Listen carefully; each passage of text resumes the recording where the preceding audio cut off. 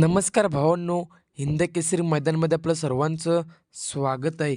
तर भावांनो, आपला लाडका देव द्वादश हिंद केसरी बकासूर मागील 16 डिसेंबर म्हणजेच पुसेगाव मैदानातली हार पत्करून आपल्याला उद्या पळण्यासाठी सज्ज झालेलं आहे. भावांनो, पुसेगाव मैदानामध्ये बकासूरची गटालाच हार झाली होती.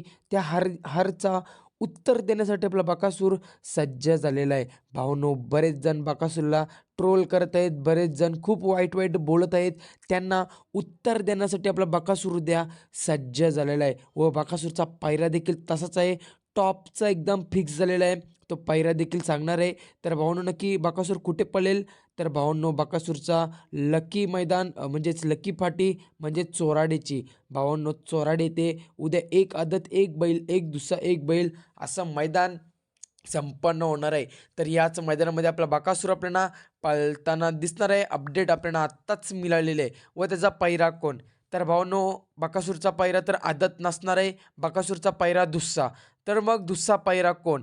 तर भावांनो, बकासूरचा पैरा म्हणजेच घरची साज, घरचा जोडी म्हणजेच महाराज सोबत. भावांनो, महाराज आणि बकासूर ही जोडी आपल्याला उद्या पळताना दिसणार आहे. नक्कीच उद्या चोराडे मैदानामध्ये ही जोडी आपल्याला दुस्सामध्ये पळताना दिसेल आणि घरचा साथ असल्यावर हा जोड आपल्याला पळताना दिसणार आहे 100%.